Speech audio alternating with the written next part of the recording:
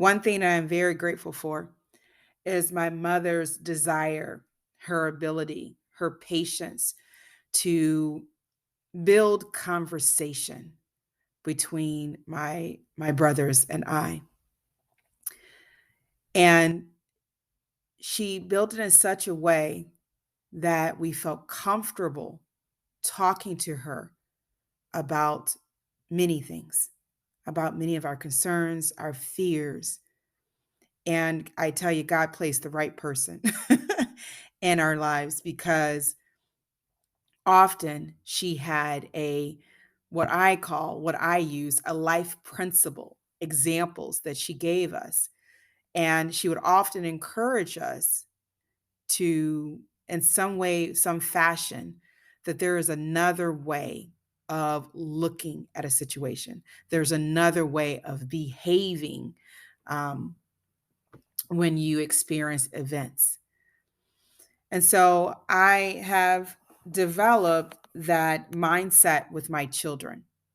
Ever since my children were babies, I would speak to them because I believed in the power of the mind and how it can remember and it soaks up information.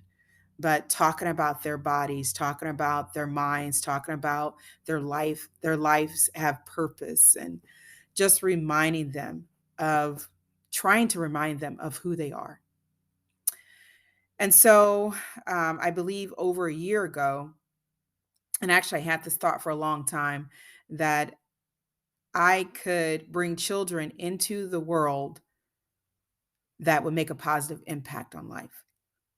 That I believe that the power of what we say and share to our children can help them to transcend experiences and to hopefully help be the example of how to move past experiences, to help remind others of who they really are. Create a generational love cycle is about changing the thoughts to become more helpful instead of harmful or hurtful.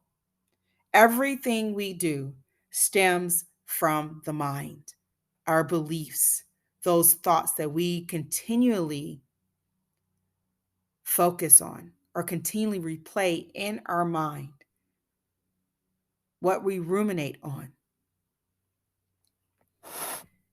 is what can either develop a generational love cycle or can continue to cycle the pain that we have from generation to generation.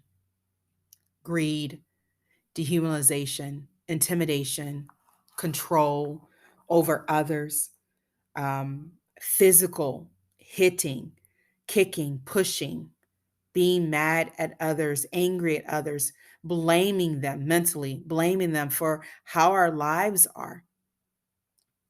As I read about history, blaming, immigrants and other people for the lack of jobs because they're taking the jobs. Spiritually, by forcing our religion, our thoughts about this higher power or intelligence that not only guides the universe and earth, but also our bodies, how our heart beats and our lungs open up and digest our stomach, the gastrointestinal system, how it digests our food. That we have been continually dealing with those thoughts that we see in the physical realm or physical representation of it: violence, unacceptance of others, denial, emotional issues, whether it be depression, anxiety. All of those things or concepts have roots in how we have developed our mind, our mindset, our beliefs, what we have picked up from others, and what we have gained in our perception of life events. The Seeds We Plant is a new series that I've started, and it's about using virtues, words, to help plant or to replant, if you will, because I believe that we are that which we seek. We are peace. We are love. We are compassion. We are forgiveness. We are truth. We are understanding. We are forgiveness. And it's to replant those seeds in us because, again, whatever we nourish within us, we often express. And so I've been taking 52, a list of 52 virtues for almost a year now, and discussing those with our breakfast and devotion. It used to be called Bible and Devotion. And the reason why I changed that, because I believe truth is not limited to the Bible, that there are some truths in all religion. And it's not so much about the actual source, but what it really boils down to is what you believe in. Do you believe in good? Do you believe in helpful? Or do you believe in harmful? Do you believe in hurting others? And so that's the epitome or the foundation of my discussion with our children. I always say that, there are so many books I can even think of: the Torah, the Bible itself, King James, NIV version, those that I've read. I'm thinking of another book. It's not coming to mind right now, but just the Holy Quran. I was thinking, and I had started reading that, and I've gone away from that, and then I'm now back starting to read it with my husband. But there's some truth in all religion. And again, the foundation is what I started this journey a long time ago, is searching for the truth, is aligning with the truth. What feels good to you, what empowers you, not that illusionary power that you continually need to, you know, um, uh, demoralize or somehow cause pain or hurt on others, but that power that really lifts you up. It also lifts other people, to remind people of the light within them, to remind them of their divine purpose. That's what it's about. So we've been talking about the word responsibility, and each week I dedicate to a word, but that word continues to come up throughout, because I believe in the power of using teachable moments, times where we're not so much judging our children, but reminding them, hey, this fits in what we've been talking about, responsibility. This fits in, now that we're on the next week, self-discipline, which I'll talk about next week. But what we do is that we read the definition. So I'll read it, and my daughter will read the definition. And I've shared before in a previous podcast that, I was able to see the power of words when I heard my daughter reading about patience. And that's something we've been working on together with her. And it really hit inside. Wow, patience. I could see that aha, that light bulb that went on when she read the definition. But anyway, we read the definition, we discuss it, and I use teachable moments. And so a major concept that has been cycling around through generations is blaming. Blaming is the opposite of taking responsibility. When you take responsibility, for me, you go within first. You go within and see, okay, what have I done? What have I done to contribute to this experience? And when we turn inward and we make the necessary adjustments, we come out better for it. We come out better as a parent as well as a child. We come out better as a student as well as a teacher, because I believe as a parent, we are teachers as well as students. We are students first. We're always students. And then whatever um, the truths that we have within us, we share it with other people, including our children. So, I have many instances to or examples to share about blaming. I remember my son, he was playing a game, and he was saying how, you know, his sister made him do something, or Kayla has done, and vice versa. And the one thing that I love about spending time with our children, being here with them, is that I get to nip things in the bud. I get to see what words they are using, because when I hear it, it becomes a matter of fact that you cannot blame somebody for what you did, because or what they did. You cannot blame somebody for how you responded to what they did, because a child that blames can become an adult that blames. A child that overeats becomes an adult that overly eats and blames others for why they're overeating. Like, for instance, blame their parents that you never cook good food, so or you made us eat all the time, so I'm just going to continue this to do this as an adult. At a child who hits and think it's okay to hit, kick, and push, and not manage his emotions or take responsibility for his emotions, because I've dealt with it even with my children, is an adult that will kick, hit, and push, and now will grab guns, knives, bats, shoes. And so responsibility is always about looking inward to self and see, okay, what did I do? Responsibility is about taking accountability for our actions, for our emotions and feelings. I've shared before that our emotions and feelings, they are not the master of us. We are the master of them. And so often, through the generations, many of us have forgotten that, and including there are periods myself where, you let your emotions get the best of you instead of realizing, wait a minute, I get to choose how I want to respond. And so when we're talking about responsibility, and I mentioned, for example, the opposite of blaming, when, I've seen my children just really pause for a minute and think about what I said, and they thought about what I said. And I know I'm seeing a difference. I'm seeing less of blaming and more of them just kind of pausing and thinking about, what they did. Not all blaming is gone, but again, it is a process to continually to work those things out at home, because as we know, whatever our children do at home is often what they do, not only to themselves, but to others outside of the home, within the neighborhood, community, schools, churches.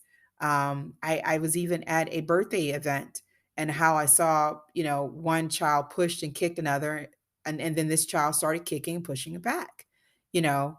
And so whatever we teach at home is often what we see in the world. That things did not, like my mom would tell me, things don't occur overnight. And it's about really assessing, really looking at what those gaps are in our thoughts. And responsibility allows that, and that you take responsibility for your mind, your emotions, your feelings. You take responsibility for your health. My children, of course, they want to eat more, you know. And so I've been sharing my tools that I've used in nursing, the plate method, and doing variety, trying to incorporate greens. I mean, Cam eats almost every veggie there is, onions and potatoes, and um, he and Kayla were still working on her, but talking to them about serving sizes. Kayla looked at the popsicles yesterday and she said, "Mama, the serving size is two." So, helping them to become responsible for their lives, so that they don't go out and blame people for how they have turned out. So they're thinking about their purpose. Kayla is thinking about dancing. She's yesterday she was closed her room and she's playing the guitar, and Cam is talking about drawing things and making little bracelets out of um, clay. And so, I'm seeing the back end of this. I'm not telling them to go do this, but I'm seeing it as a parent. And it's such a rewarding thing and such confirmation when you see that you are making progress in your children. And it brings confirmation to you as a parent. Because if you've ever sat back and just listened to what your children say, at the same party, at the same party I was at, I found out later that it was a little boy that had called his sister outside of her name, that they were actually, tugging and pulling little kids, first graders. And it's not again to blame, but take time to listen and see what are your children doing.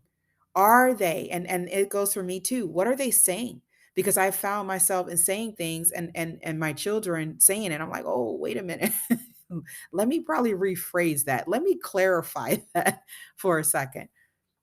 So if we become just kind of observant and see what's going on at home, because again, there is no shock often, because behaviors started and they often start at home and they continue to grow like seeds, and they will produce fruit. And you could say bad fruit or good fruit, and will continue to produce this fruit unless something occurs to change their thoughts, to change their beliefs. And I think when we talk about responsibility, we will see less of adults blaming other adults for I don't have this, and stealing, I don't have this, I'm going to take this from you, and more of I don't have it, but I'm going to find a way to get it. I have within me the power to make it happen. And then as we continue to sow those seeds in our children, to sow those seeds in us, to let others see that fruitful plant rising within us, then we can continue, then we can break the cycle of pain and create this generational love cycle, not just within as an individual, but with our children and with generations and with the people that are here, even adults, because change can happen. It can occur with the right thoughts. This is Tamika Chambers with the Seeds We Plant series. And so take a look at the seeds. If you don't have children, how can you be a part of this? And often the answer is you, it starts with you as the individual, because whoever you're around, and I remember when I was around my niece, I saw her mimicking me, she was doing what I was doing. And so if you are around children, they watch you, they see you, they hear you, even if you're not with them every day. And they are looking to us as adults to help guide them through this world. So I hope this episode has been beneficial to you. Please feel free to share your thoughts. I am at tamikaj@live.com. And you can also reach me on my website at tamika.chambers.com. So I look forward to sharing more about what our family is doing to sow seeds that will make a positive impact on life. And I definitely look forward to hearing about the seeds that you're sowing that are making a positive impact in life. And remember, we're doing this together. You're not alone. If one person has a thought, if one person is struggling, others are too. And we are in this journey together, earthly journey together. So as always, make this lifetime great. You can find me on Fulfill Your Purpose, Divine Purpose on Facebook as well, and other social media outlets.